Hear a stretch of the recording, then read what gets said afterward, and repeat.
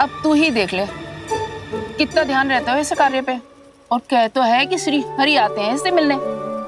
हाँ आते हैं और आगे भी आएंगे हमारे श्री हरि हमसे मिलने। और आके मोक्ष देंगे, है ना? मांगूंगा तो मोक्ष भी दे देंगे, मांगूंगा तो मोक्ष भी दे देंगे, मांगूंगा तो मोक्ष भी दे देंगे। अभी तो ये बता कि तू मुझे मेरी मटकी कब देगो? और मेरी मांग कब पूरी करोगे भोला राम जी? मेरो घड़ा मेरे दिए तो तैयार है ना कल एकादशी की पूजा और व्रत के लिए। एकादशी का व्रत? हाँ, एकादशी का व्रत। इसे करने से श्री हरि बहुत प्रसन्न होते हैं। अच्छा, फिर तो अभी लाया।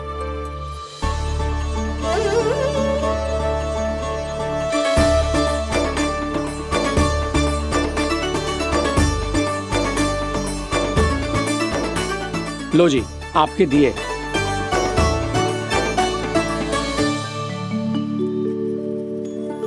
और जो हमने मांगा है वो?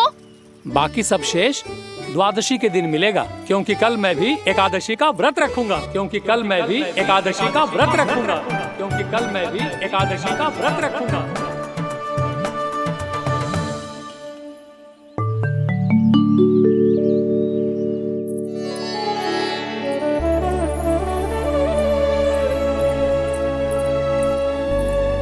जानकी, फूलों का प्रबंध हुआ कि ना? हाँ भाभी, जे रहे। सदैव विलंब कराती है। पर भाभी इस बार तो फूल समय से ही लाई थी। क्या हुआ जशोदा, अभी तो पूजा की तैयारी ना हुई? देखो ना मौसी, ये जानकी ना कुछ छूट ही जाता है इसके कारण। एकादशी की पूजा और व्रत आते ही जसोदा भाभी इतनी वग्र हो जाती है। ऐसो क्या होगा इस पूजा में?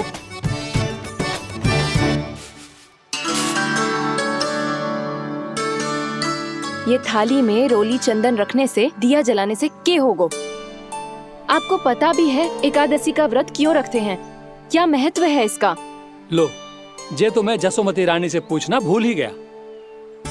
पर हाँ भगवान, मेरे लिए इतना ही पर्याप्त है कि इस व्रत को रखने से मेरे श्री हरि हमसे प्रसन्न हो जाएंगे।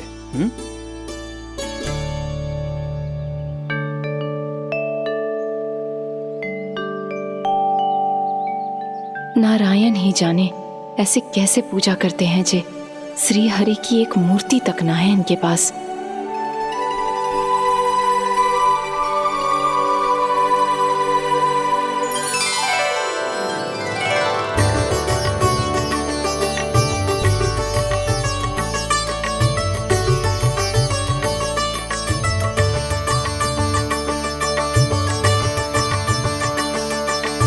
प्रभु, न तो मेरे पास मूर्ति है और ना तो इस व्रत के विधि विधान के बारे में मुझे जानकारी है और ना ही मुझे इसके महत्व के बारे में जानकारी है, पर फिर भी मैं करना चाहता हूं।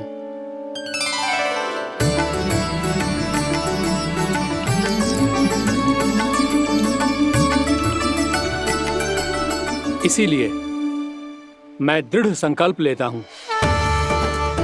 पूरी निष्ठा के साथ, श्रद्धा के साथ और पूरी आस्था के साथ मैं इस व्रत को संपन्न करूंगा।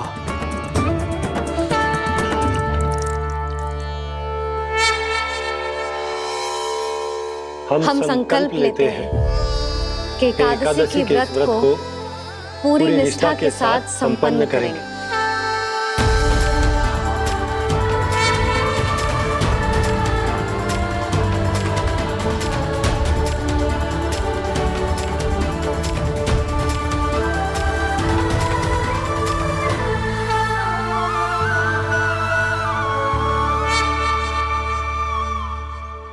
तुलसी जी के पत्ते तो हैं ही ना।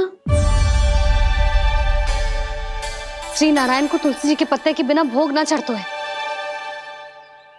जानकी, तुलसी के पत्ते कहाँ हैं? भाभी, मैं तो कब से यही पूछना चाह रही थी कि तुलसी के पत्ते लाऊं क्या, पर आप तो व्यस्त थी ना। तुझे कितनी बार समझाओ है ना यदि तेरे कछु करने से किसी और की कोई हानि ना हो रही हो या किसी के अच्छे कार्य में सहायता हो रही हो तो मुझसे आज्ञा लेने की आवश्यकता ना है। समझ गई भाभी, आगे से जाना उनको। ले अभी लेकर आती हूँ।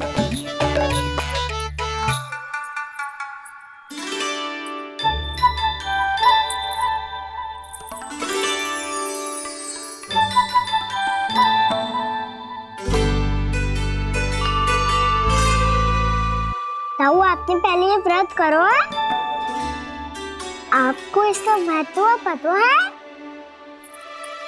भाभी चल। जानकी, तुमने ये व्रत करो है?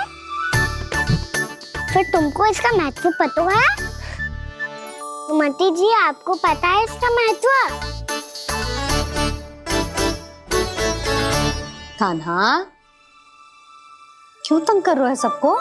मैया, सबने करो ये व्रत, मुझे भी करना है।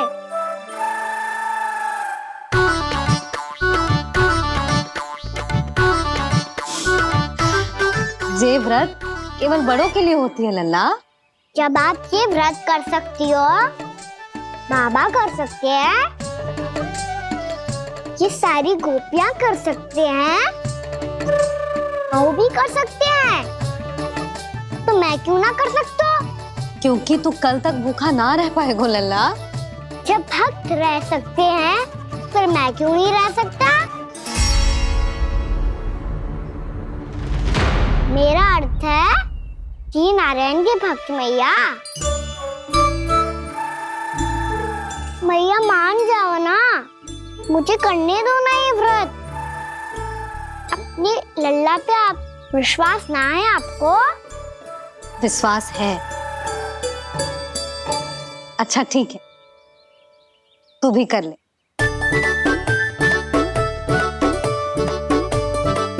पर मैया, व्रत की कथा तो सुनाओ, मैं तो अबध हूँ ना। मुझे कैसा पता चलेगा कि ये व्रत करते क्यों हैं?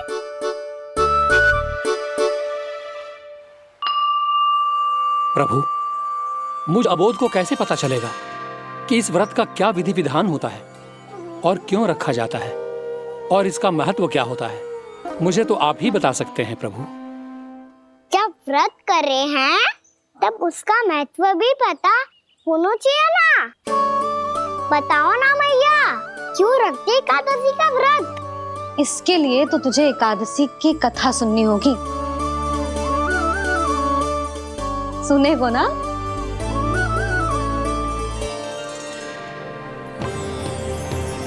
वसुदेव सुतं देवं कंसचाणूरमर्दनम् श्रीहरि, यशोदा परमानन्दम् कृष्णं वन्दे जगद्गुरुम्। वाह प्रभु, अपने भक्तों को एकादशी व्रत का महत्व समझाने का अच्छा उपाय खोज निकाला है आपने।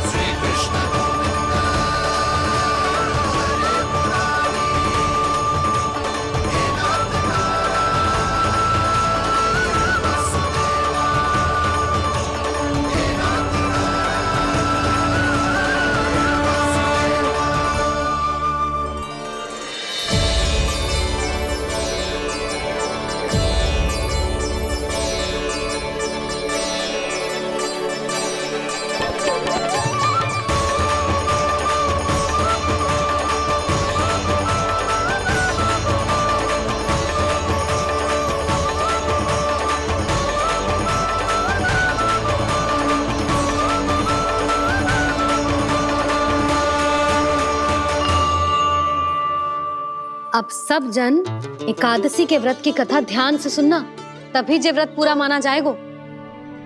समझो लल्ला?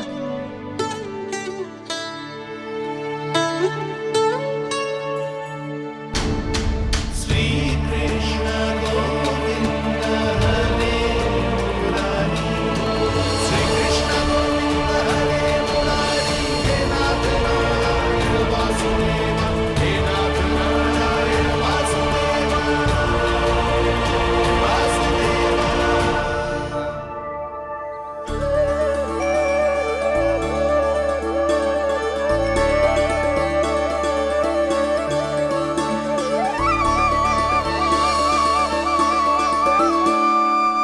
सतयुग में चंद्रावती नाम के नगर में मूरा नाम का एक असुर राज्य करता था। ओम ब्रह्मदेवाय नमः। ओम ब्रह्मदेवाय नमः। ओम ब्रह्मदेवाय नमः। ओम ब्रह्मदेवाय नमः।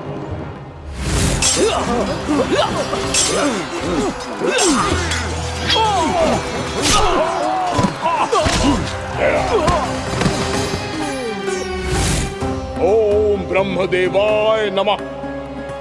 ओम ब्रह्मदेवाय नमः। जब उसने देवताओं के हाथों असुरों की पराजय देखी, तब वो वरदान पाने के उद्देश्य से ब्रह्मा जी की तपस्या करने चला गया।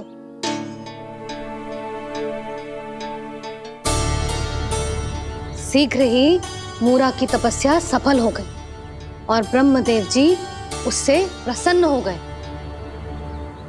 ओम ब्रह्मदेवाय नमः। ओम ब्रह्मदेवाय नमः। ओम ब्रह्मदेवाय नमः। ओम ब्रह्मदेवाय नमः।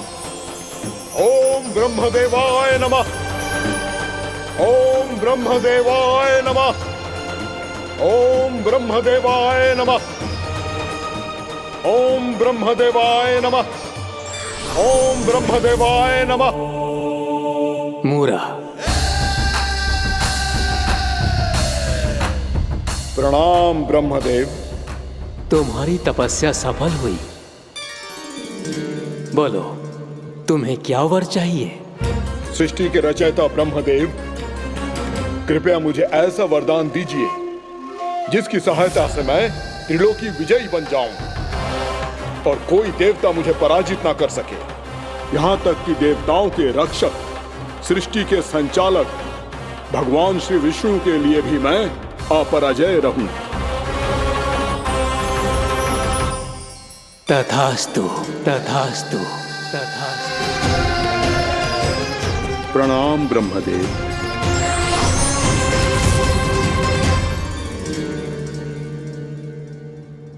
ऐसा वरदान पाकर मूरा बहुत अभिमानी होगा। यक्षों, किन्नरों, यहाँ तक कि देवताओं को भी युद्ध के लिए ललकारने लगा, पर किसी ने भी उसकी ललकार को स्वीकार ना करो, क्योंकि सभी उसकी शक्ति से बहुत भयभीत थे और उसके सामने युद्ध किए बिना ही अपनी पराजय स्वीकार करने लगे और फिर दंभ में आके उसने स्वर्ग लोक पर भी आक्रमण कर दिया और देवराज इंद्र तक को चुनौती दे डाली।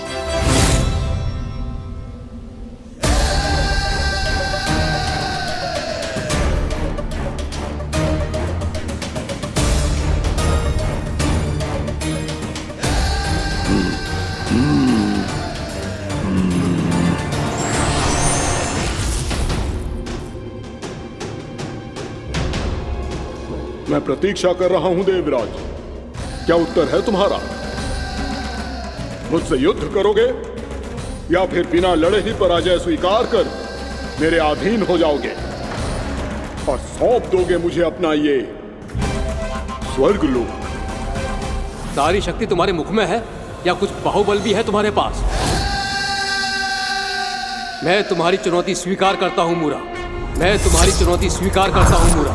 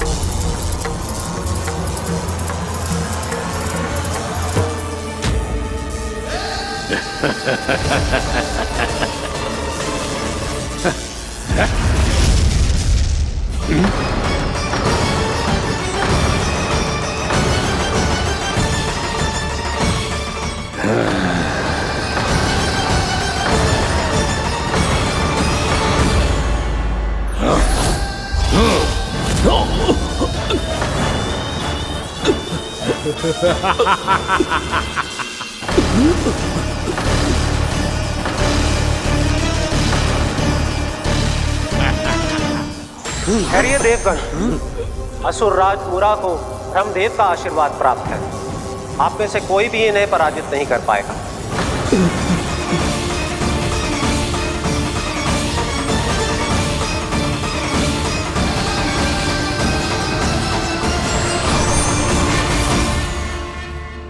एक अवसर और देता हूं देवराज। युद्ध या अधीनता, क्या उत्तर है तुम्हारा देवराज?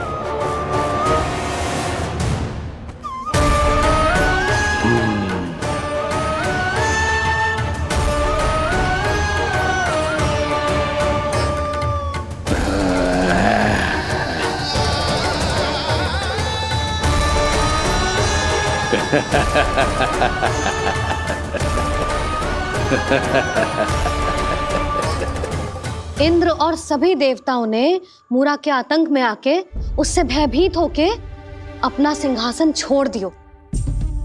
अब मूरा स्वर्ग का अधिपति बन गयो और शीघ्र ही उसने अन्य सभी असुरों को स्वर्ग में निवास करने के लिए आमंत्रित कर दियो।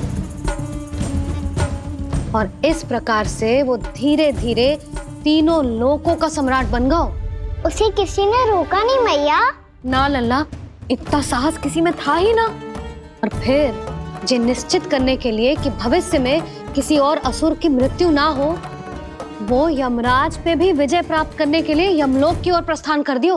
वो तो अपने आप को और सभी असुरों को अमर बनाना चाहता था। पर देवता और यमराज भी उसकी ये योजना समझ गए थे। इसीलिए उसके आने से पहले ही सारे देवताओं ने श्री नारायण से सहायता के लिए गुहार लगाई। अब केवल आप ही कुछ कर सकते हैं प्रभु। अभी तो मूरा केवल त्रिलोक का स्वामी है, और यदि उसने यमलोक भी जीत लिया तो वो जीवन को ही नियंत्रित नहीं करेगा प्रभु, वो मृत्यु का भी स्वामी हो जाएगा। ऐसे में पहले सृष्टि का संतुलन तो नष्ट होगा प्रभु, और फिर स्वयं सृष्टि ही नष्ट हो जाएगी। ऐसा नहीं होगा यमदेव, नियति ऐसा होने ही नहीं देगी। विधि रचेगी खेल और मैं बनूंगा माध्यम। असुर राज मूरा का सामना मैं करूंगा। बस आप मुझे चुनौती देने के लिए उसे तैयार कर लीजिए, चाहे उसके लिए आपको साम दाम दंड भेद कोई भी उपाय क्यों ना अपनाना पड़े।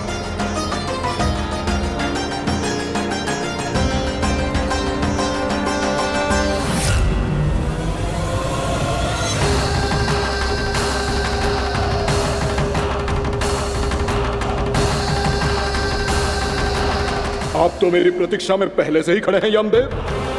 तब तो आपने मेरी चुनौती के बारे में भी सुना ही होगा। कहिए, क्या उत्तर है आपका? मेरा स्वागत करके अपना राज्य त्यागेंगे या मेरा सामना करके अपने प्राण? असुर राज मूरा का सामना मैं करूंगा। बस आप मुझे चुनौती देने के लिए उसे तैयार कर लीजिए, चाहे उसके लिए आपको साम दाम दंड भेद कोई भी उपाय क्यों ना अपनाना पड़े।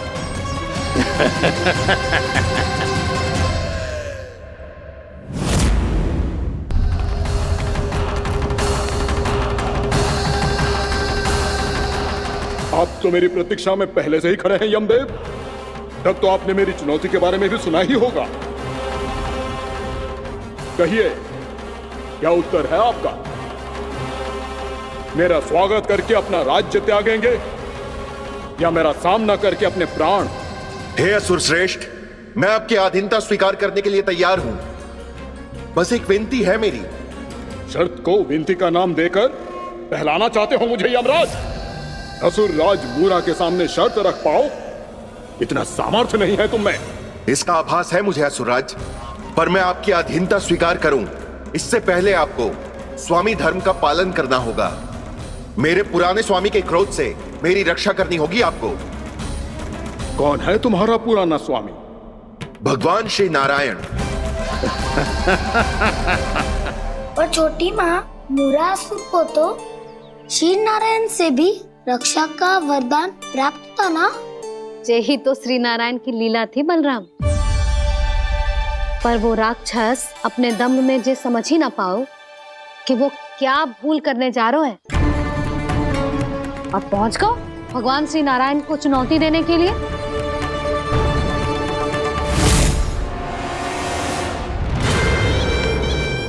वहीं ठहर जाओ असुर राज मुरा।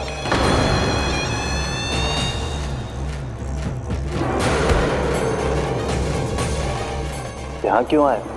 आपको पराजित करने और ये वैकुंठ जीतने, ताकि मैं यमलोक का स्वामी बन सकूं। फिर आओ, युद्ध भूमि में मेरा सामना करो।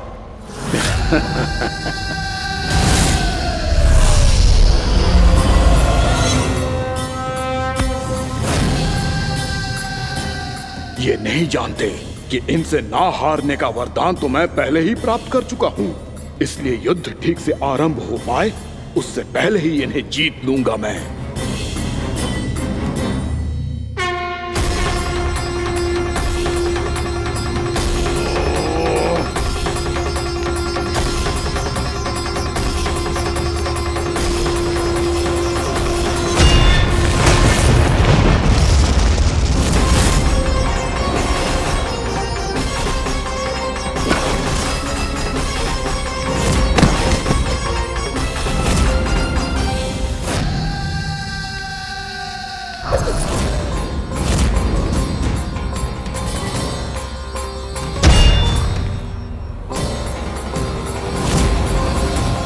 और इस प्रकार जे युद्ध वर्षों वर्षों तक चलता रहो।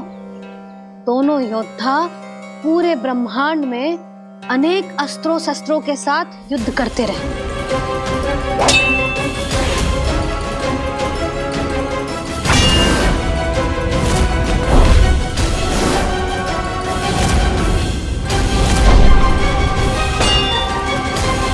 फिर क्या हुआ मैया?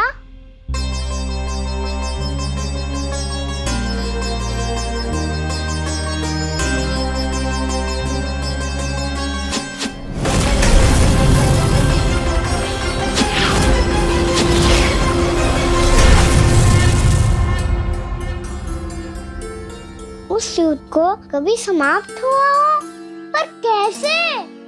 शीघ्र ही वो राक्षस थक गो लल्ला।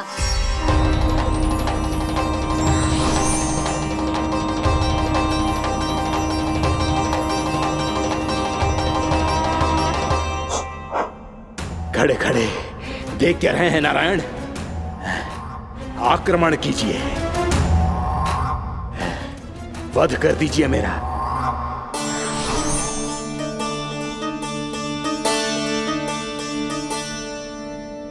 मैं तुम्हारी वीरता से प्रभावित हूं, इसीलिए इतनी थकान की स्थिति में मैं तुम जैसे वीर पर आक्रमण नहीं करूंगा। जाओ विश्राम करो। यदि फिर से युद्ध करने की इच्छा हो तो तुम्हारा स्वागत होगा।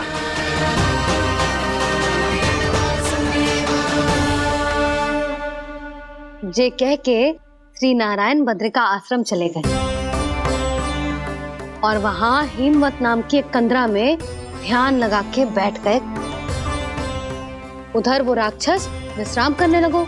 अनेकों दिन बीत गए और अब वो राक्षस मूरा फिर से स्वस्थ होके बलवान हो गया था।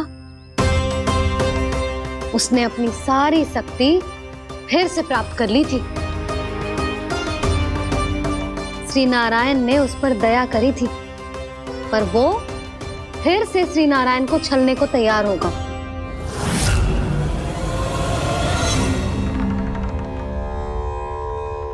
ध्यान में बैठे बैठे श्री नारायण योग निद्रा में चले गए, पर दुष्ट मूरा इसी अवसर का लाभ उठा के उनकी कंदरा में घुस आयो ताकि वो सोते हुए श्री नारायण पे आक्रमण कर सके।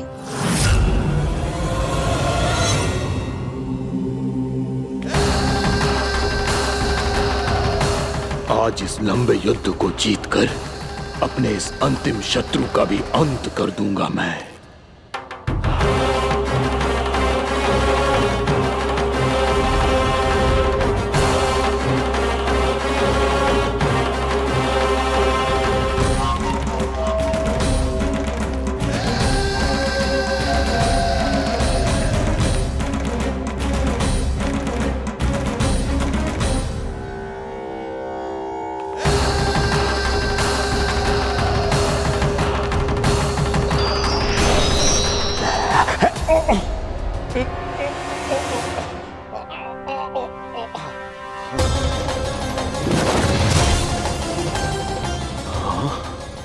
दुष्ट राक्षस!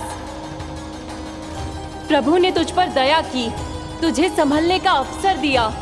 तू इन्हीं पर ही छल से वार करने चला है।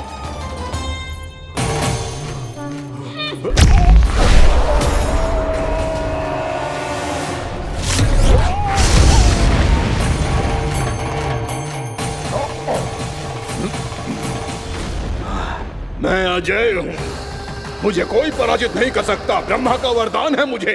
तूने नारायण से अपराजय होने का वरदान मांगा था मूर्ख, उनकी शक्ति से नहीं।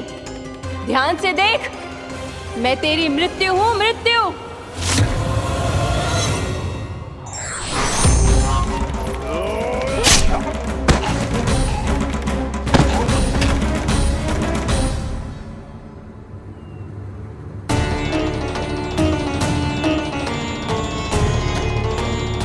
वो देवी कौन थी छोटी माँ?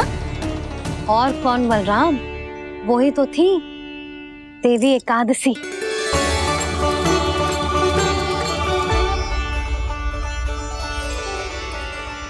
मुझे क्षमा कीजिए प्रभु, आपकी आज्ञा के बिना ही युद्ध करके आपके शत्रु को मृत्यु के घाट उतार दिया। क्षमा नहीं, आपकी तो प्रशंसा होनी चाहिए देवी। असुर राज को मारकर आपने सभी देवताओं को मुक्त करवाया है। इस पापी के अहंकार से तीनों लोकों की रक्षा की है आपने। आप एकादशी की तिथि पर मेरी एकादश इंद्रियों से उत्पन्न हुई हैं। इसीलिए मेरे सभी भक्त आपको उत्पन्न एकादशी के नाम से जानेंगे। सभी तिथियों में आपका स्थान सर्वश्रेष्ठ होगा। जिस तरह आपने राक्षस के आक्रमण से मेरी रक्षा की है, उसी प्रकार एकादशी के दिन व्रत करके जो भी भक्त आपकी कथा सुनेगा, मैं स्वयं उसकी रक्षा करूंगा। जो आपकी पूजा करेगा उसे मेरी विशेष कृपा प्राप्त होगी और उसके साथ साथ उसे मिलेगा धन, सिद्धि और मोक्ष।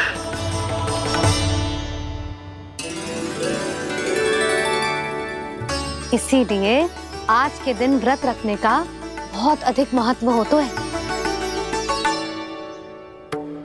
बोलो एकादशी मैया की जय। बोलो श्री नारायण भगवान की जय।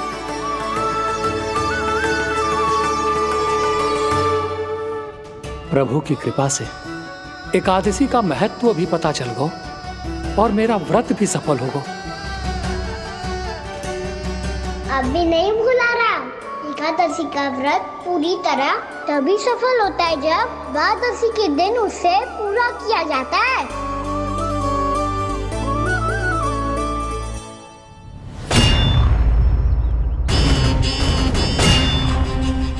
आवश्यक है आपको यह आभास होना कि उस विष्णु अवतार को पराजित करने के लिए आपके साधारण योद्धाओं में वो सामर्थ्य नहीं है। वो विष्णु अवतार कुछ अधिक ही असाधारण है।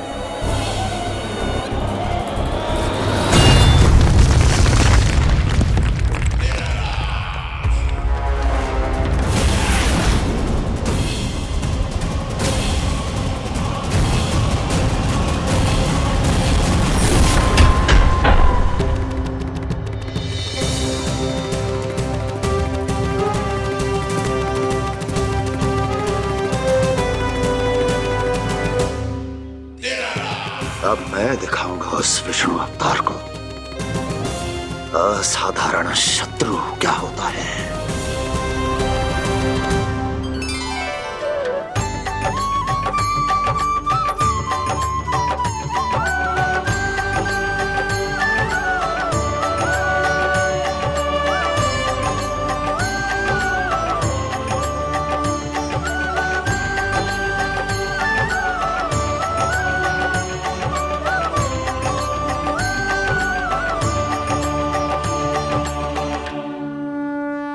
मामा अधीर हो रहे हैं, पर मैया ने मुझे अभी तक बाहर जाने की आज्ञा नहीं दी है। अभी उन्हें किसी और राक्षस को यहाँ भेजने से रोकने के लिए मुझे कुछ करना होगा।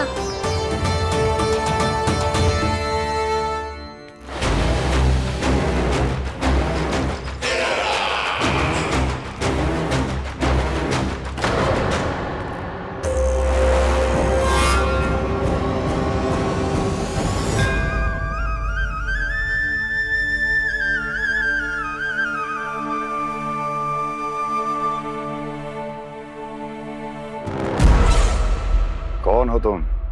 बचपन से ही मुझे मारने का सपना देख रहे हैं, फिर मुझे ही नहीं पहचानते।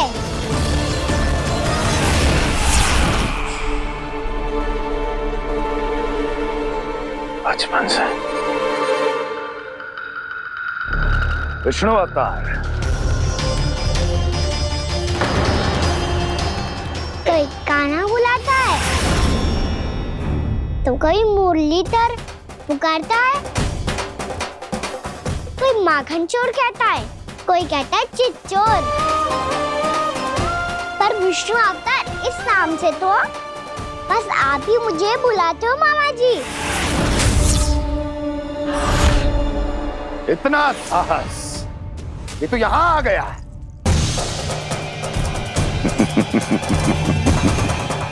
यहाँ आ तो गया तू विष्णु अवतार, किंतु यहाँ से जीवित नहीं जाएगा।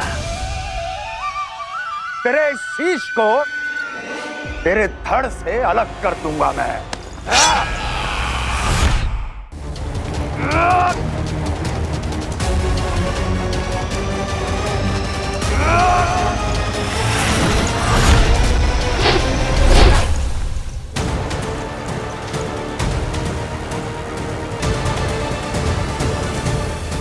कहाँ देख रहे हो मामा जी?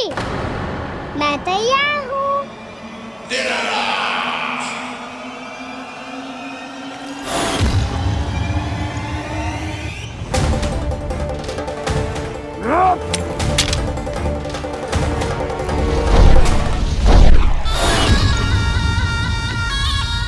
मामा जी, आप सदैव इसी तरह क्रोध में रहते हो क्या?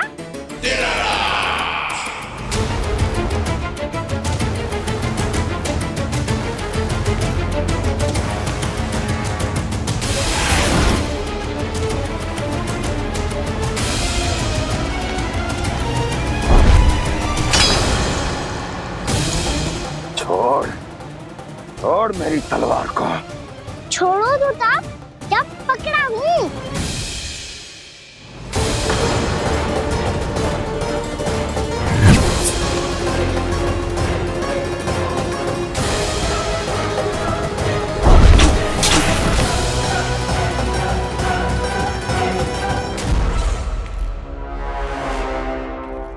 मामा जी,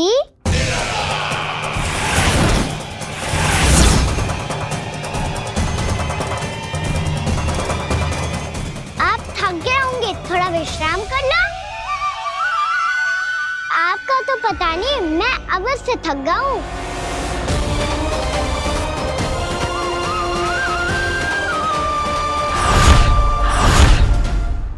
मेरे सिंहासन पर बैठने का तो साहस।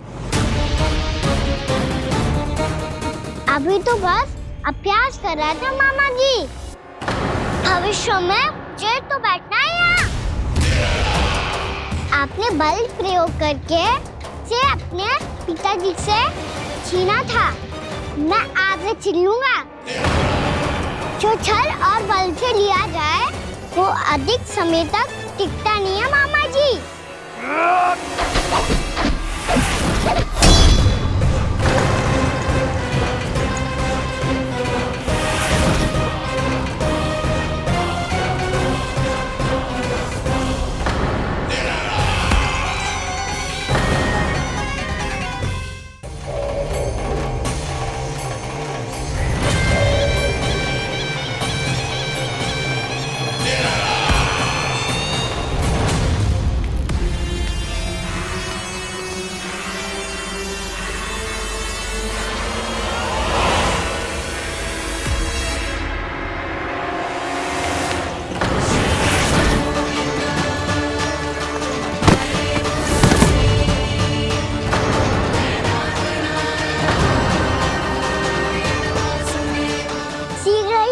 सिंहासन छोड़ना होगा।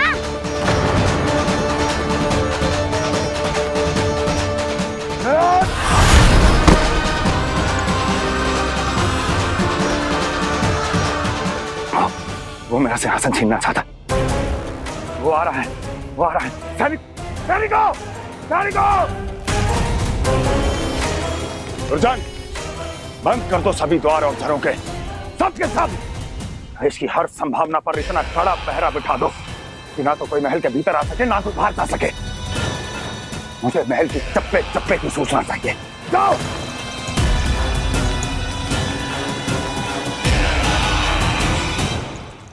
सिंहासन।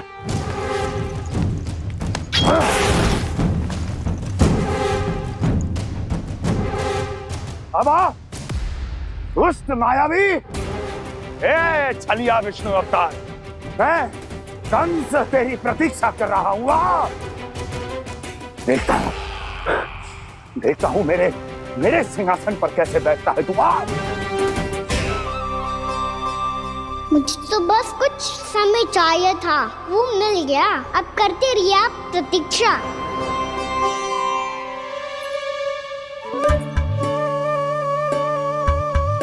जी अपने आप से बातें क्यों कर रहे हो जी?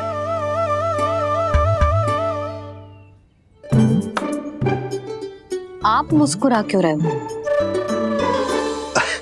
ना कछु ना। बताओ क्यों मुस्कुरा रहे हो? तुम्हीं पर गए हैं जी। जब तुम व्रत करती हो तो तुम भी ऐसा ही करती हो। इसी प्रकार भूख अधिक लगने पर अपना ध्यान भटकाने के लिए स्वयं से ही बड़बड़ाती रहती। होगा। आपको तो बस मेरा उपहास उड़ाने के लिए बहाना चाहिए।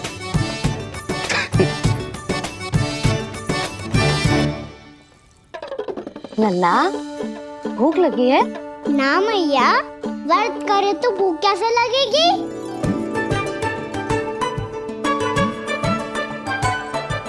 यदि लगी हो तो छोटे बालकों को थोड़ी बहुत भूल चूक क्षमा होती है। कछु ना तो फल तो तू खा ही सकते है। अब तो पूरे नियम और विधि विधान से व्रत तोड़ूंगा। कल द्वादशी के सुबह मुहूर्त के अनुसार। ठीक।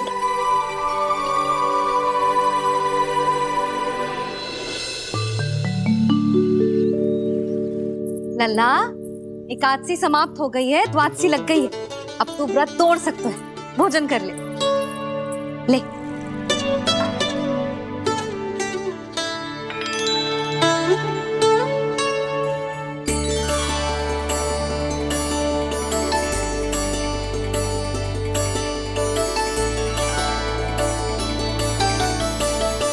आज तो कार्य कर लीजिएगा। मैं ना चाहती कि सब गांव वाले फिर से आपका उपहास उड़ाएं। अरे, इसी क्षण कार्य आरंभ करना आवश्यक ना है। कुछ खा तो लो।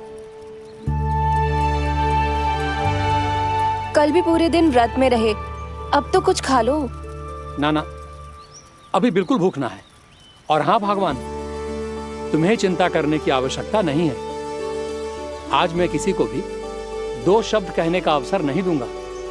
अरे, कुछ खाओगे पियोगे नहीं तो कैसे रहोगे?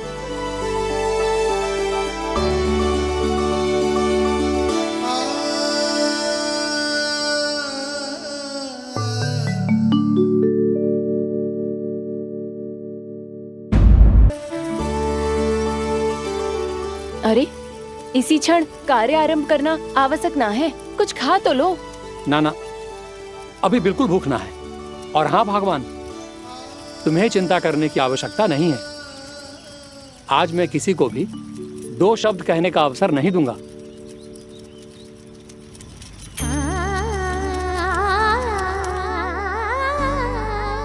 ठहर, मैं तेरे लिए मट्ठा लेके आती हूँ। व्रत के बाद पीने से पेट ठंडा रहता है। रुक।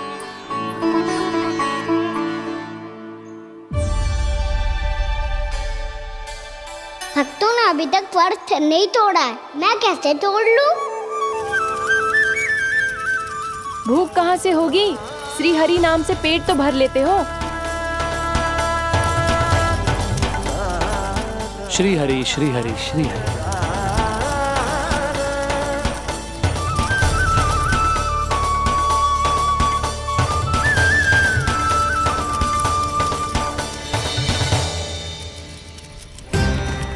हरि हरि प्रभु हरि, हरि हरि प्रभु हरि, हरि हरि प्रभु हरि, हरि हरि प्रभु हरि। कल से अन्न का एक दाना ना गो है पेट में। अब क्या व्रत तुड़वाने भी आपके प्रभु ही आएंगे? अब क्या व्रत तुड़वाने भी आपके प्रभु ही आएंगे? मैया,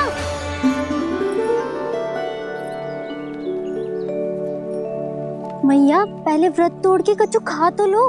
अभी ना, लौट के आने के बाद। हाँ,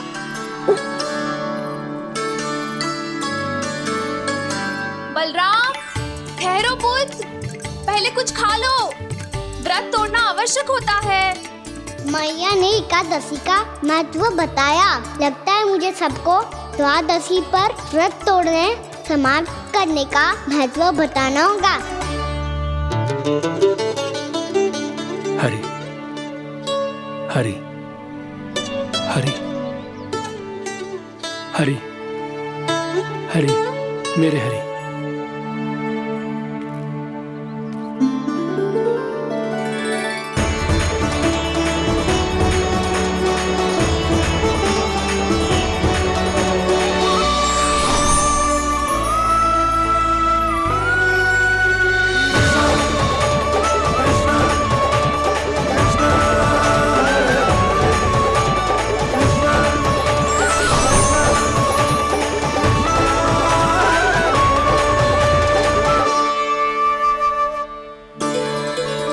अभी अभी तो मैंने बच्चों की मां को वचन दिया था कि आज किसी को शिकायत करने का अवसर ना दूंगा, और अब मैं प्रभु श्री हरि की कल्पना जसोमती रानी के लल्ला में ही करने लगा।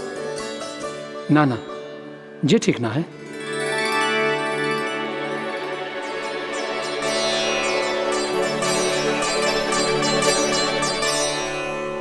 ठीक है तो है, बिल्कुल सही पहचाना है आपने।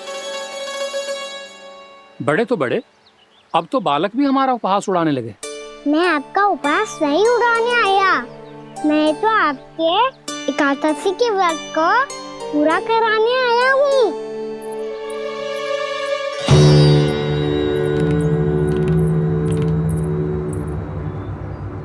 कान्हा,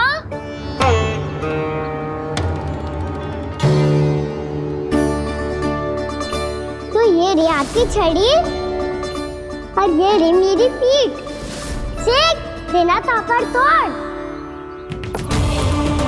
आज तो इसकी पीठ सेक के रहूंगी मैं। मैया घर पे भूखी मुझे ढूंढ रही होगी। लो, आज द्वादशी के दिन पहले प्रहर में भोजन करके अपना एकादशी का व्रत पूरा करो आप। धन्यवाद राजकुमार, पर अभी हमें भूख नहीं है। बहुत सारा काम पड़ा है, और अभी थोड़ी ही देर में शंकरी बहन भी अपनी मटकी लेने आती होंगी।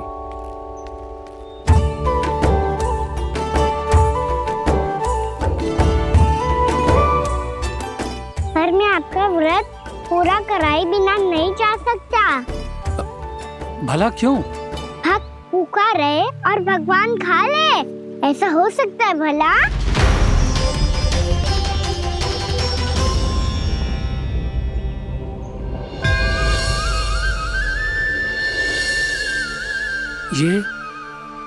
ये कैसा भ्रम हो रहा है मुझे लगता है अपना काम करना चाहिए। द्वादशी के पहले प्रहर में व्रत पूरा करना बहुत आवश्यक होता है, ना तो एकादशी का व्रत भी पूरा ना मानो जातो। इतनी सारी ज्ञान की बातें तुम्हें कैसे पता है लल्ला?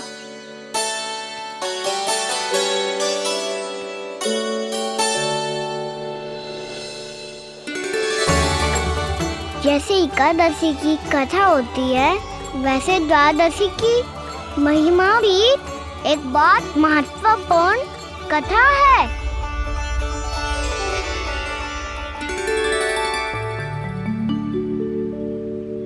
कैसी कथा? बिल्कुल सही समय पे आई हो आप, क्योंकि आपको ये कथा आपको अवश्य सुननी चाहिए।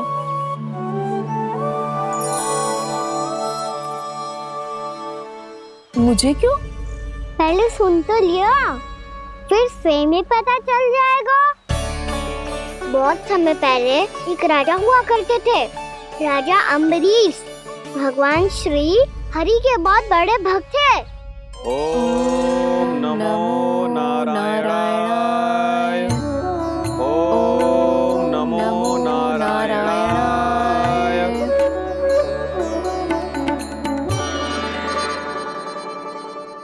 नेक पुण्य के काम करते थे वो। अपनी पत्नी के साथ हरि का नाम जपते रहते थे। उन्होंने 12 माह एकादशी का व्रत करो, निर्जल पास किया, और जब उनकी 12वीं एकादशी का व्रत द्वादशी के दिन तोड़ने का समय हुआ, तभी महर्षि दुर्वासा अपनी 100 शिष्यों के साथ उनके महल में पधारे। प्रणाम स्वीकार करें महर्षि। आप जैसे महान ऋषि मेरे राज्यसभा में आए, वो भी ऐसे अवसर पर जब मैं और मेरी पत्नी निरंतर 12 एकादशियों के बाद अंतिम एकादशी का व्रत तोड़ेंगे। इससे बड़े सौभाग्य की क्या बात हो सकती है हमारे लिए। आज आपके साथ साथ मेरा और मेरे शिष्यों का एकादशी व्रत भी पूरा होगा। संभव है प्रभु की इच्छा यही हो कि हम सब अपना व्रत एक साथ तोड़ें। ये तो अत्यधिक प्रसन्नता की बात है महर्षि। तो फिर ठीक है, हम सब यात्रा से थके हैं। व्रत तोड़ने से पहले हम स्नान करना चाहते हैं। जैसी आपकी इच्छा महर्षि। जब तक आप लोग लौटेंगे तब तक आपके सारे प्रबंध यहाँ हो चुके होंगे।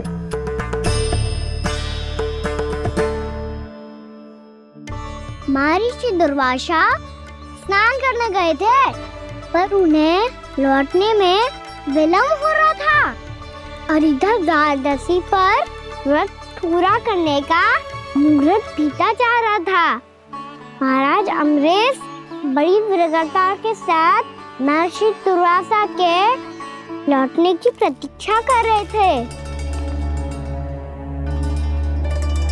महाराज, व्रत तोड़ने का मुहूर्त बीता जा रहा है, बस कुछ ही समय बचा है।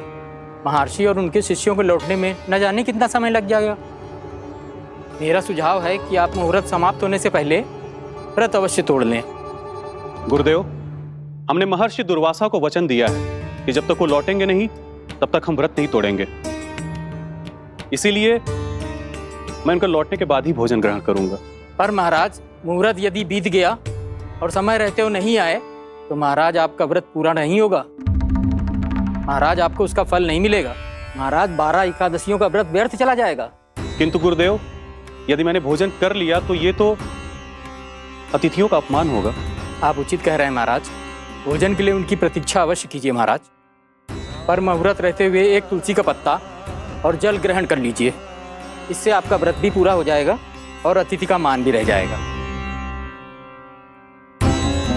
आपका सुझाव अच्छा है गुरुदेव।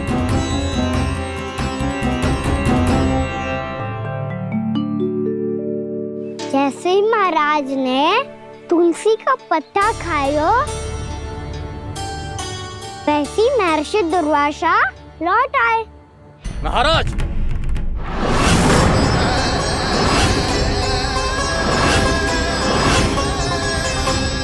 महाराज को उपास तोड़ते देखते बहुत क्रोधित हो गए।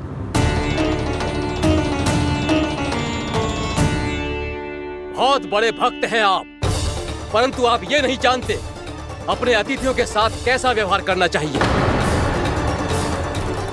आपने हमें साथ भोजन करने का वचन दिया था, पर अपना व्रत क्यों तोड़ा आपने? महर्षि, मैंने भोजन नहीं ग्रहण किया। कहीं मुहूर्त न निकल जाए इस कारण मैंने एक तुलसी का पत्ता ग्रहण कर लिया। 56 भोग खाया हो या एक पत्ता, अपना व्रत तोड़कर अतिथियों का अपमान किया है, मेरा अपमान किया है। अब आपको दंड भोगना होगा ताकि आप सीख पाएं कि अतिथियों के साथ कैसा व्यवहार होना चाहिए। महर्षि, आप जो भी दंड मुझे देंगे मुझे स्वीकार है, किंतु आप क्रोधित मत होइए। क्रोध का कारण आपने दिया है महाराज। एक महर्षि का अपमान करके राक्षसी प्रवृत्ति का परिचय दिया है आपने। इसीलिए अब एक राक्षसी आपको दंड देगी।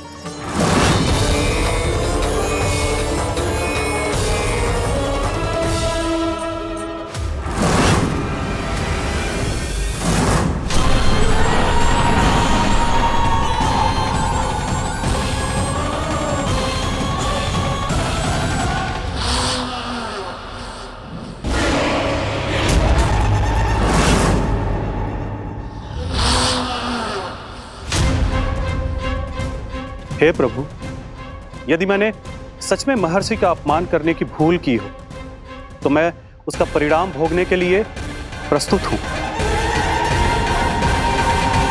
ओम नमो नारायणाय, ओम नमो नारायणाय नमः। महर्षि दुर्वासा को यह आभास ही नहीं था कि महाराज अम्बरीश ने उनका अपमान नहीं किया था। फिर भी उसे अपमान मान के वो श्री नारायण के भक्त पे संदेह कर रहे थे। मैंने भी तो भोला राम की भक्ति पे संदेह किया था। हे नारायण, ये क्या पाप हो गया मुझसे? संदेह किसी अपमान से कम ना हो तो, और भगवान सब सह सकते हैं, पर उनके प्रिय भक्तों का अपमान सहन ना कर सकते। इसीलिए उन्होंने हस्तक्षेप करने का निर्णय लिया।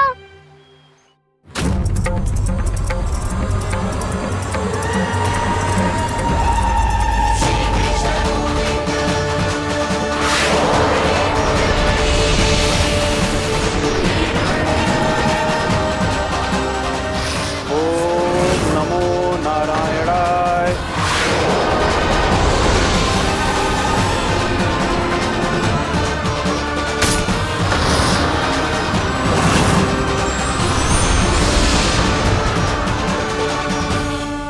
और फिर भगवान का वो सुदर्शन चक्र महर्षि दुर्वासा के पीछे पड़ गया।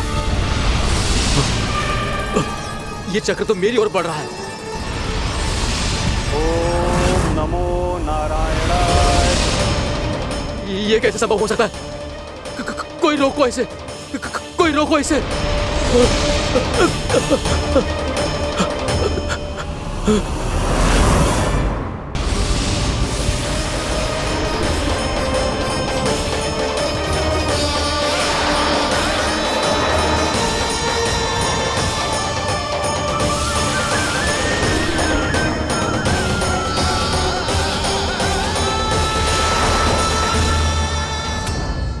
चक्र से अपने प्राण कैसे तैसे बचाते बचाते महर्षि दुर्वासा ब्रह्मलोक जा पहुँचे। ब्रह्मदेव, रक्षा कीजिए ब्रह्मदेव, सहायता कीजिए, मुझे बचाइए ब्रह्मदेव, रक्षा कीजिए। ये सुदर्शन चक्र मेरे प्राणों के पीछे पड़ गया है, मुझे बचाइए ब्रह्मदेव, मुझे बचाइए। महर्षि, मैं चाहकर भी आपकी सहायता नहीं कर सकता। ऐसी स्थिति में यदि कोई कुछ कर सकते हैं तो वो है सुदर्शन चक्र के स्वामी विष्णु, क्योंकि सृष्टि में केवल वही है जो इसे नियंत्रित कर सकते हैं। वो ही इसे वापस लौटने का आदेश देकर आपके प्राणों पर छाए हुए संकट को दूर कर सकते हैं।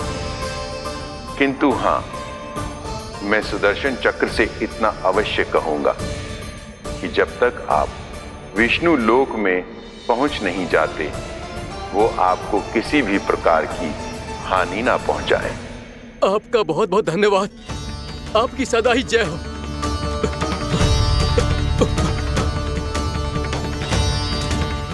फिर क्या था? भागते भागते महर्षि दुर्वासा सीधे भगवान श्री हरि के शरण में बैकुंठ पहुंच गए। त्राहिमाम प्रभु, त्राहिमाम, मुझे बचाइए, मेरी सहायता कीजिए प्रभु, मेरी सहायता कीजिए।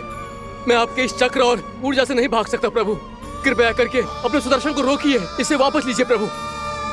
यह असंभव है महर्षि। एक बार सुदर्शन चक्र मेरे हाथों से छूट जाए तो अपना उद्देश्य पूरा किए बिना, मेरे भक्तों की रक्षा किए बिना वापस नहीं लौटता। कोई तो उपाय होगा प्रभु, कृपया करके मेरे प्राण बचाइए प्रभु। मैं सुदर्शन की ऊर्जा से जलकर भस्म नहीं होना चाहता प्रभु। आप जो कहेंगे मैं करूंगा प्रभु, मेरी सहायता कीजिए प्रभु, मेरी सहायता कीजिए। मुझे नहीं लगता कि आप वो कर पाएंगे। मैं अवश्य करूंगा, मैं अपनी प्राण रक्षा के लिए कुछ भी करूंगा प्रभु। आपने मेरे भक्त राजा अम्बरीश को भक्ति का कर्तव्य निभाने के लिए अपमानित और दंडित किया है महर्षि, पर भक्त की रक्षा करना भगवान का कर्तव्य है। इसलिए यदि आप भक्त राजा अम्बरीश के पास जाकर क्षमा याचना करें और यदि वो आपको क्षमा कर दे तो ही ये चक्र आपके प्राण लिए बिना लौट सकता है। अन्यथा आप तो जानते हैं महर्षि,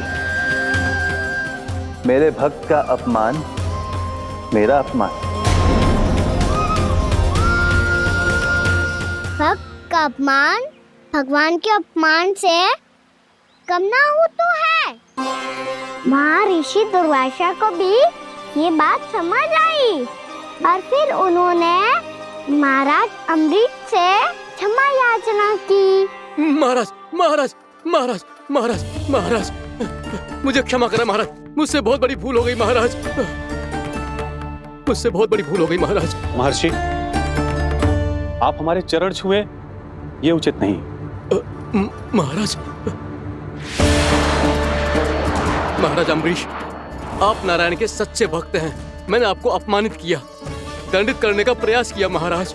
इस अपराध के लिए मुझे क्षमा कीजिए महाराज और इस सुदर्शन चक्र से मेरे प्राण बचाइए महाराज।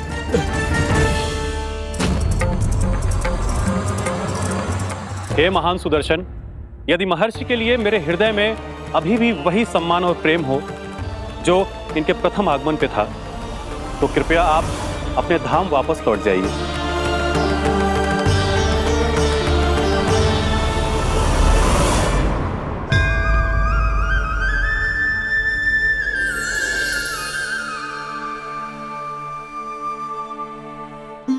आपका बहुत बहुत धन्यवाद महाराज अम्बरीश।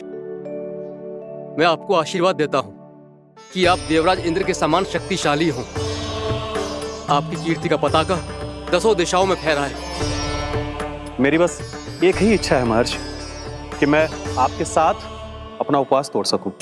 अवश्य महाराज, हम सब भोजन आपके साथ करेंगे और अपने आप को नारायण की सेवा में अर्पित करके व्रत को पूरा करेंगे, क्योंकि आज जो यहाँ हुआ है उससे सिद्ध हो चुका है कि एकादशी व्रत का फल द्वादशी की सुबह भोजन करने से ही प्राप्त होता है। इस कथा से हमें पता चलता है कि सभी को द्वादशी के सुबह भर पेट भोजन करके एकादशी का व्रत पूरा करना चाहिए। और दूसरी बात, भगवान की सच्ची भक्ति अपमान कभी ना करना चाहिए। उनके साथ सदैव प्रेम से व्यवहार करना चाहिए। यही भगवान को सबसे अधिक प्रिय है। भैया भोलाराम, मैंने भी श्री हरि पे तुम्हारे विश्वास का उपहास उड़ाया था, मुझे क्षमा कर दो। ना ना, आप क्षमा मांगकर मुझे लज्जित मत करो, आप तो मेरी बहन जैसी हैं।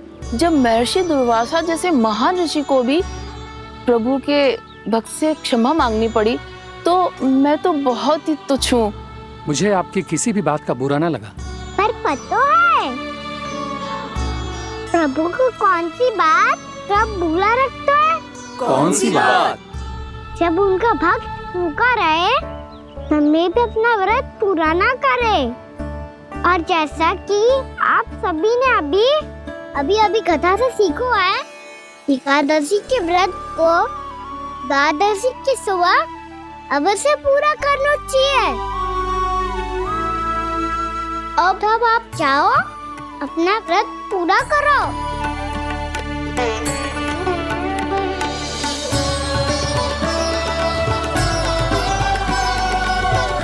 मैं आपके लिए जल लेके आती हूँ।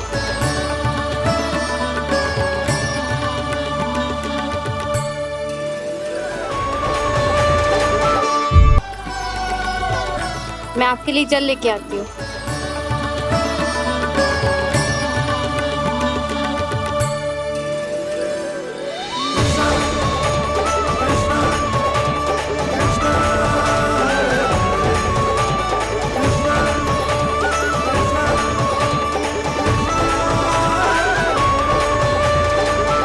यो खाओ।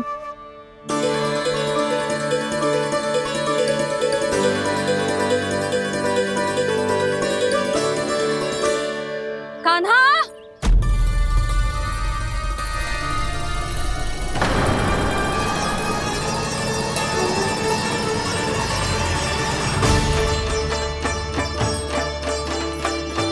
बोलो काका, इधर ही छुपा लो मुझे, मैया आ रही है, बहुत क्रोध में लगती है।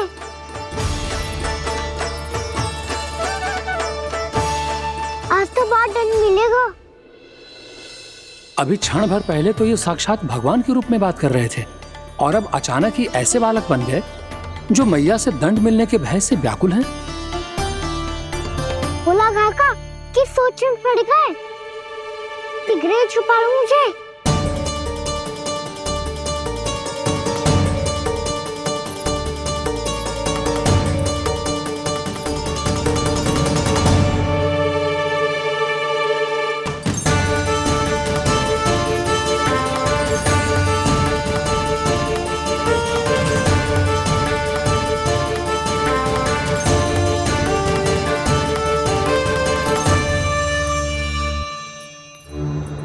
भोलानाथ जी, कान्हा को देखो है क्या?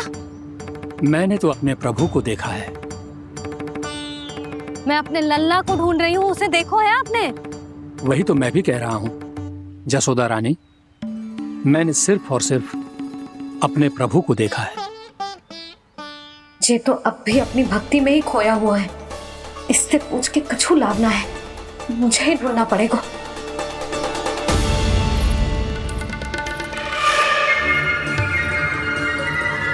बच गए। संकरी मौसी, कान्हा को देखो है क्या कहीं?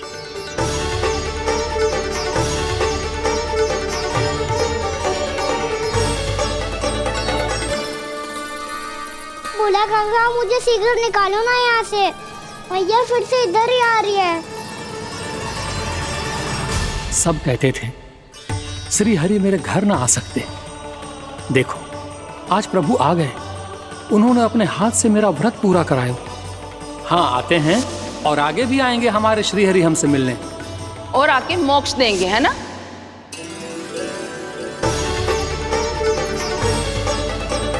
शीघ्र निकालो ना बोला काका, मैया आ रही है। मैं ना निकालूं?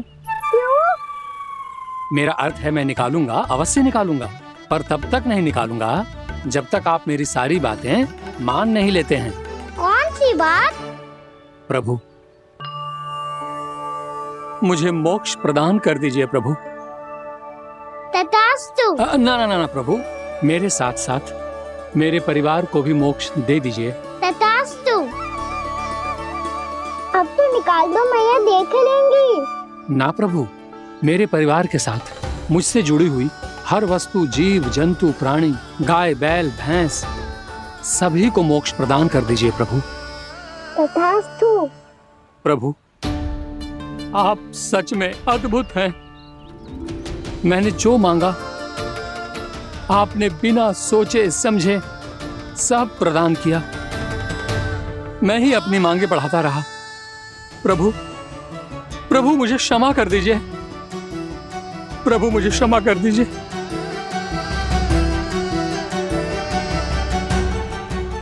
आइए प्रभु।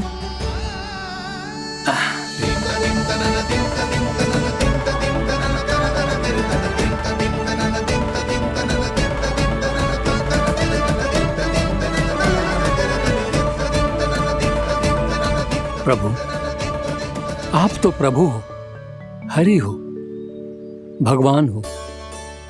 आप चाहते तो इस मटके से स्वयं निकलकर बाहर आ सकते थे, फिर मेरी आपने हर इच्छा क्यों पूरी की? क्योंकि मेरे भक्त की इच्छा पूरी करने में मुझे भी प्रसन्नता मिलती है। ना तो मैं अपने भक्तों का अपमान सह सकता हूँ और ना ही उनकी इच्छा अधूरी रहने दे सकता हूँ।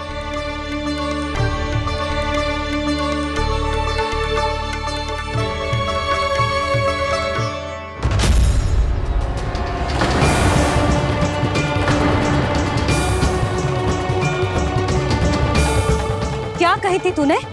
हाँ, कि तू फिर से छल ना करेगा। फिर मुझे बिना बताए घर से बाहर कैसे निकलो? क्षमा करना मैया, पर जो आपने सिखाया था मैंने तो उसी का ही पालन करो है। फिर से चतुराई कर रहे हो ना? हाँ? आप ही ने तो कही थी ना, यदि कछु करने से किसी को हानि ना पहुंचती हो या फिर किसी अच्छे कार्य में सहायता हो रही हो तो आज्ञा लेने की आवश्यकता ना होती। यदि तेरे कछु करने से किसी और की कोई हानि ना हो रही हो या किसी के अच्छे कार्य में सहायता हो रही हो तो मुझसे आज्ञा लेने की आवश्यकता ना है। तो किस अच्छे कार्य के लिए आया है यहाँ? द्वादशी के सुबह एकादशी का व्रत खोल के भोजन करा जाता है। ये बात ना तो भोला काका को पता थी, ना शंकरी मासी को और ना ही किसी और को। और तुझे पता थी? हाँ, मेरी मैया ने बहुत अच्छे से सिखाया है मुझे। जैसे कल तूने एकादशी कथा सुनाई थी ना, आज वैसे ही तेरे लल्ला ने सबको द्वादशी कथा सुनाई है। सच्ची यशोदा रानी जी, इसने तो हमारी आंखें ही खोल दी। और भाभी, सच तो ये है कि मुझे भी ना पता था कि ये इतना बड़ा ज्ञानी है और इतना अधिक समझदार।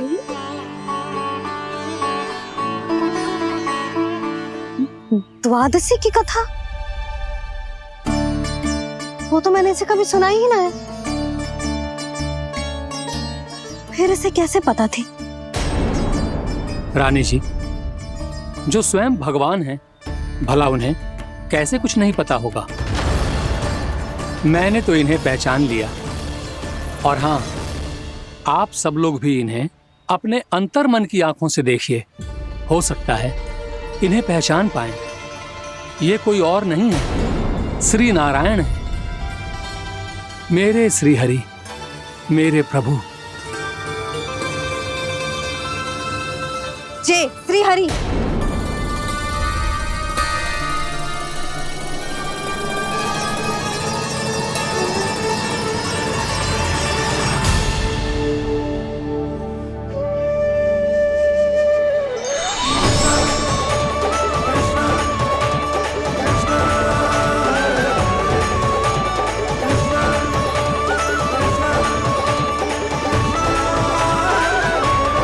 ये क्या कर दिया भोला?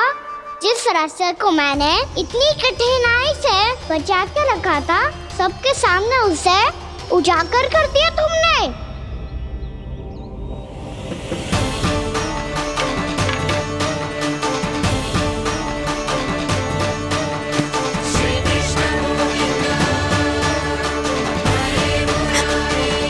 नारायण,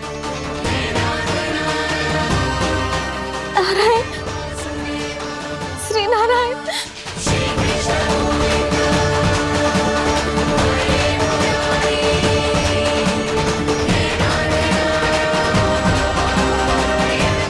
श्री नारायण।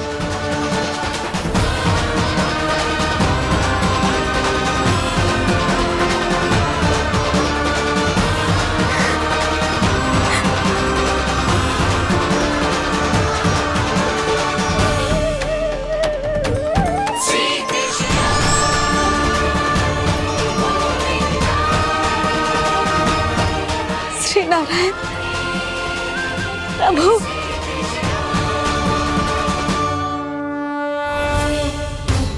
जिस रास्ते को इतने यत्न से संभाल के रखा था, आज वो सबके सामने खुल गया। और तो और मेरा भेद मैया को भी पता चल गया। बाबा सब कहते रहे, पर मैंने एक न मानी। सबने कही थी कि आप भगवान हैं, पर मैं मूर्ख आपको पहचान ही ना पाई। कितनी अभागी हूं मैं।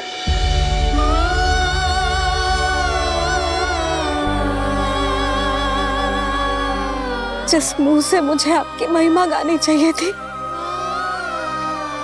उसी मुंह से मैंने आपको डांटा है।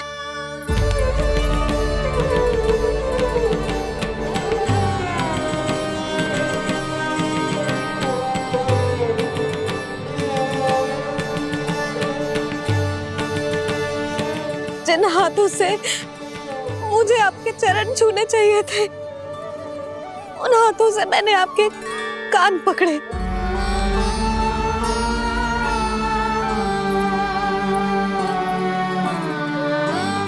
मुझे तो आपकी सेवा करनी चाहिए थी प्रभु, और मैंने आपको दंड दियो, आपको घर से बांध दियो।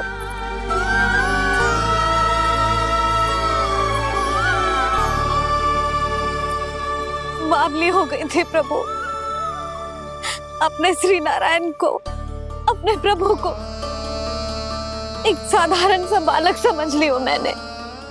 मैं आपके लिए भगवान नहीं हूँ मैया, साधारण बालक ही हूँ, बस आपका लल्ला।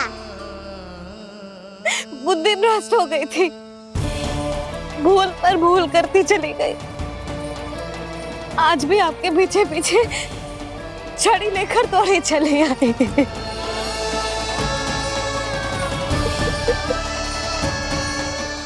अपने आप को दोष मत दो मैया, आपके ममता के लिए तो जन्म लिया है मैंने, हमारा से मन बदलने मत दो। मेरे लिए वही पुरानी मैया बनी रहो आप, और मुझे रहने दो आपका वही नटखट लल्ला।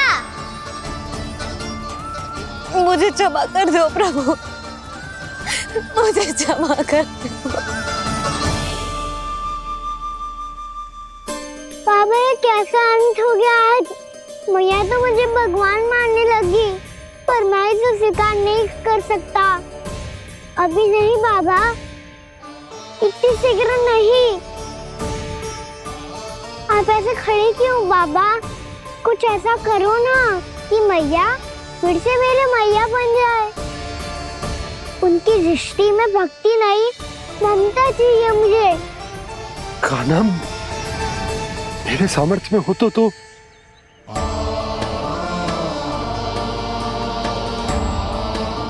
दाऊ, आप तो बड़े भाई हो, अपने छोटे भाई की सहायता करो ना, जिससे मैया सब कुछ भूल जाए। मैं क्या कर सकता हूँ कान्हा? कोई तो सहायता करो मेरी।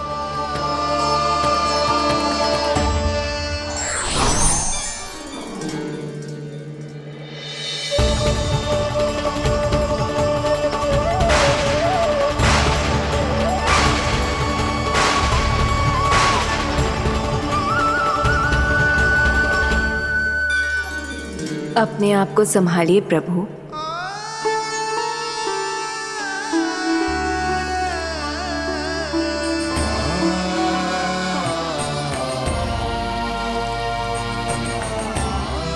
देखो ये क्या हो गया, भैया को सब पता चल गया।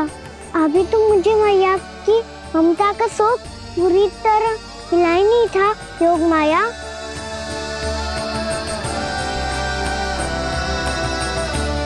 मेरी सहायता करो ना। कितनी अद्भुत है ममता की शक्ति। भगवान को भी एक साधारण बालक बना देती है। बालक की बना रहना चाहता हूँ मैं, नहीं चाहता दिव्य होना, नहीं चाहता भगवान बनना। बस मैया की गोद में रहकर ममता की रस से सेम को भिगोना चाहता हूँ। इनकी डांट फटकार का सुख पाना चाहता हूँ। कुछ भी करे योग माया, पर इन सबको भुला दो मेरा सत्य।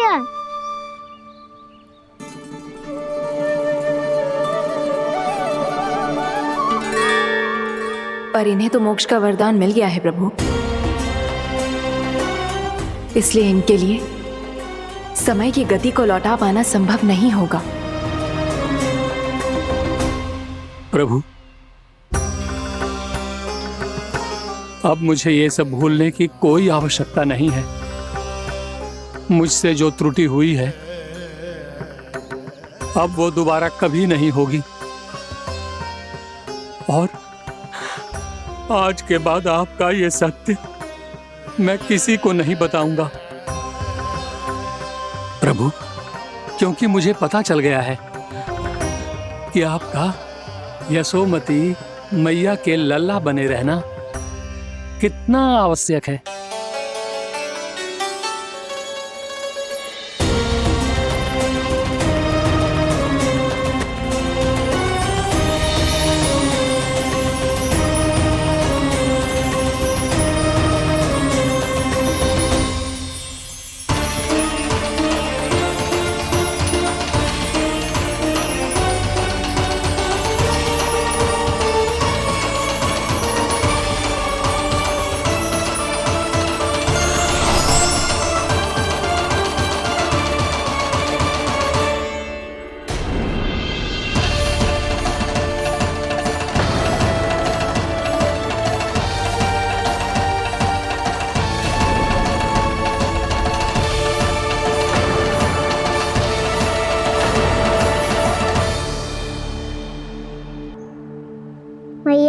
छड़ी। पहले चुपके से भाग जातो है, फिर स्वयं ही छड़ी भी पकड़ा रो है? नटखट कहीं का। हंसी आ रही है? अरे किस बात पे इतनी हंसी आ रही है रे? हाँ?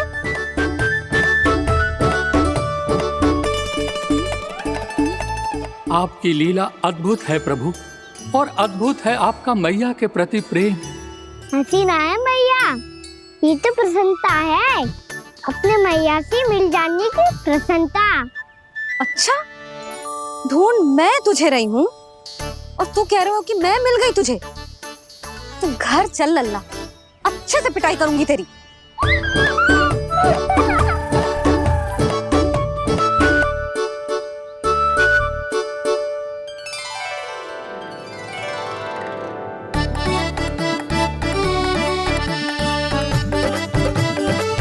जब पिटाई से गाल लाल होंगे ना तेरे, तब हंसी बंद होगी तेरी।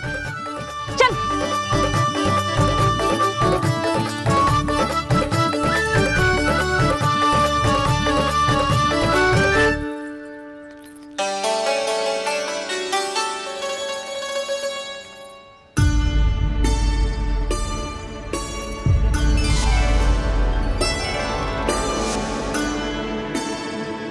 लगता है भैया की और चतन स्मृति वापस आ रही है।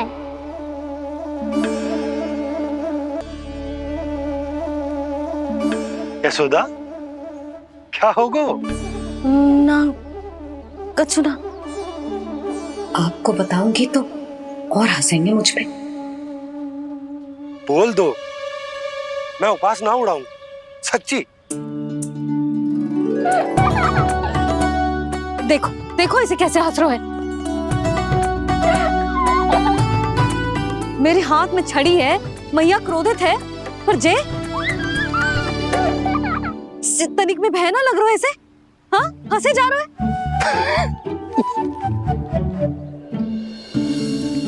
दोनों बाबा लल्ला एक जैसे हो। चल तू, चल चल। दाऊ, आप तो बड़े भाई हो, अपने छोटे भाई की सहायता करो ना, जिससे मैया सब कुछ भूल जाए। सुबल, तू कच्चू खा क्यों ना रो है? व्रत ही करना था तो बलराम के जैसे कल कर ले। तो कल तो एकादशी भी थी। खाना के बिना कछु करने का मेरा मन ही ना कर। तो बात तो सच्ची है, उसके बिना गोचारण भी ऐसा लगता है जैसे कितना भारी कार्य है, व्यवस्था में करना पड़ता है। सही कह रहे हो तुम दोनों। मैं तो गोपालक भी इसलिए बना था ताकि कान्हा के संग खेलने को मिल जाए। बलराम तो हमारा सगा कम और मुख्य अधिक है।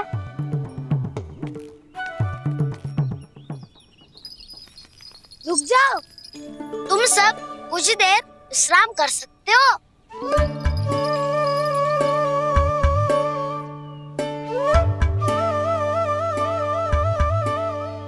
तू बोल।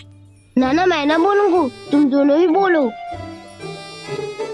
और तुम सबका सखा पहले हूँ और टोली का मुखिया बाद में, इसलिए घबराने की आवश्यकता नहीं है। जो भी बात है बिना हिचक बता सकते हो मुझे। तो फिर कुछ ऐसा करो ना कि कान्हा फिर से हमारे साथ गोचारण करने के लिए आने लगे।